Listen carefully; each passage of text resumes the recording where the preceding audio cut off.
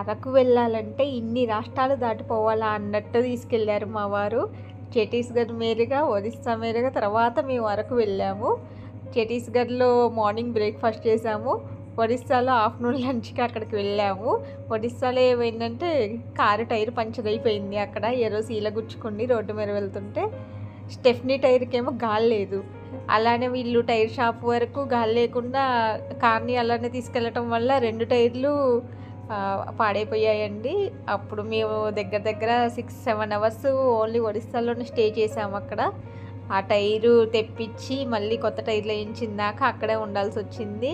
మనకేమో లాంగ్వేజ్ రాదు, అంటే మనంత క్లవర్స్ కాదులేండి మా వారైతే. సో వాళ్ళు మేనేజ్ చేసేసుకున్నారు. పిల్లలు అయితే మంచి ఎంజాయ్ చేశారు. దగ్గర మేము ఈవినింగ్ అయినట్లుంది అరకు వెళ్ళేసరికి. ఇంకా ఆ రోజు ఏం చూసుకోవడం అయితే కుదరలేదు. ఒడిస్సాలో మాత్రము ఈ వాటర్ ఫాల్స్ చూసుకున్నామండి. 3 వాటర్ ఫాల్స్ ఒకే దగ్గర కనిపిస్తారు వ్యూ పాయింట్. ఆ వ్యూ పాయింట్ని మాత్రం చూసేసుకున్నాము. 3 వాటర్ ఫాల్స్ని చూసుకోవడం అయితే కుదరలేదు విడివిడిగా. మేము 3 వాటర్ ఫాల్స్ విడివిడిగా చూసుకొని వెళ్దామన్నట్టు ప్లాన్ చేసుకున్నాము. కానీ టైర్ పంచర్ అవటం వల్ల మాకు అవి కుదరలేదు. ఇంకా అందుకే వ్యూ పాయింట్ ఒకటే చూసేసుకొని అరకు వెళ్ళిపోయాము. అరకు వెళ్ళేసరికి నైట్ 7-8 అలా అయిందండి. వెళ్ళగానే ఫస్ట్ అరకు పీనరీ చూసేసుకొని రూమ్ తీసుకొని అక్కడ స్టే చేసాము. నైట్ చేసి మార్నింగ్ మేము 4:30కో ఏమో అరకు పైకి వెళ్ళామండి. మేము వెళ్ళే వరకే జనాలు ఉన్నారు. అసలు నైటే వచ్చి అక్కడ పడుకున్నారా ఏంటి జనాలు అనే రేంజ్లో ఉన్నారు. అసలు ఫుల్ జనాలండి. కానీ అక్కడైతే అసలు క్లైమేట్ అయితే సూపర్ ఉంది. ఫుల్ చలి ఉంది. వాతావరణం అయితే ఇంకా అసలు చాలా ఎక్సలెంట్ ఉంది. అంత మార్నింగే వీళ్ళు దింసా డ్యాన్స్ అయితే ఎరగదీసేశారు. మార్నింగ్ వేసినప్పుడైతే ఈ డ్యాన్స్ అసలు ఎక్సలెంట్ వేశారండి.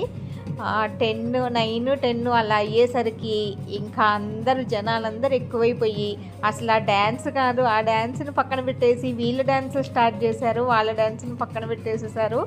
మార్నింగ్ వెళ్ళినప్పుడు మాత్రం ఈ డ్యాన్స్ చాలా బాగుంది. తర్వాత మాత్రం 9-10 తర్వాత ఆ డ్యాన్స్ అంతా మొత్తం పాడైపోయింది. అసలు వాళ్ళ డ్యాన్సే లేదు. మన వాళ్ళందరూ దూరిపోయి వీళ్ళ డీజే డ్యాన్స్లు ఇవే అయిపోయాయండి. అంతకుముందు అయితే చాలా బాగుంది. అక్కడ వాళ్ళు గెటప్లు కూడా వేస్తున్నారు. అక్కడ చాలా బాగుంది. ఈ దింసా డ్యాన్స్ ఒడిస్సాలో ఉద్భవించి ఆంధ్రప్రదేశ్లో ప్రదర్శించబడే గిరిజన నృత్యం. ఇది భారతదేశంలోనే గిరిజన నృత్యంగా దీన్ని గుర్తిస్తారు. వీళ్ళు మంచి క్లాత్స్ వేసుకొని ఆర్నమెంట్స్ వేసుకొని చాలా చక్కగా చేస్తారు. దింసా డ్యాన్స్ చాలా బాగుంటుంది. సన్ రైజ్ దింసా డ్యాన్స్ చూసేసుకొని అరకులో కిందకు వచ్చేసి బ్రేక్ఫాస్ట్ చేసేసుకొని ఇక్కడ అరకు మ్యూజియం ఉంది, అక్కడికి వెళ్ళాము. అరకు మ్యూజియం అయితే చాలా బాగుంది. అక్కడ బయట పార్కు లెక్క ఉంది. గేమ్స్, పిల్లలకి గేమ్స్, బోటింగ్ అన్నీ ఉన్నాయి. ఇంకా ఈ గిరిజన మ్యూజియంలో గిరిజనుల వాళ్ళ జీవన విధానం ఏంటి, వాళ్ళ సంస్కృతి సంప్రదాయాలు ఎలా ఉంటాయి అనేది మొత్తం బాగుందండి. వెళ్ళి చూడొచ్చు, ఖచ్చితంగా చూడొచ్చు. అక్కడ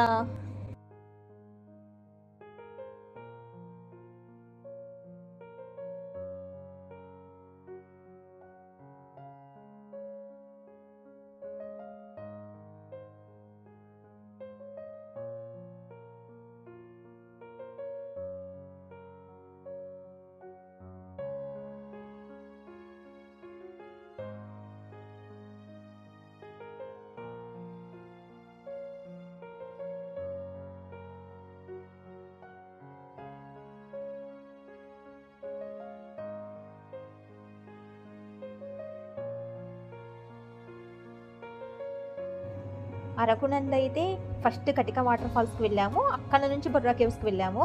మేమైతే కార్లోనే వెళ్ళాము. కటిక వాటర్ ఫాల్స్కి, బొర్రా కేవ్స్కి మొత్తం కారే వెళ్ళాము. అమ్మో అసలు అరకు రోడ్డు చాలా బెస్ట్ అండి. అరకు నుంచి కటిక వాటర్ ఫాల్స్కి వెళ్ళేది, కటిక వాటర్ ఫాల్స్ నుంచి బొర్రా కేవ్స్కి వెళ్ళేది అయితే రోడ్డు మొత్తం జిగ్జాగ్ వే. అసలు పైకి కిందకి అమ్మో ప్రాణాలు చేతిలో పెట్టేసుకున్నాను నేనైతే. అసలు చాలా భయమైందండి. అదొక అడ్వెంచరే. డ్రైవింగ్ అయితే ఫుల్ పర్ఫెక్ట్గా ఉన్న వాళ్ళ తప్ప ఇంకా అసలు చెయ్యలేరు.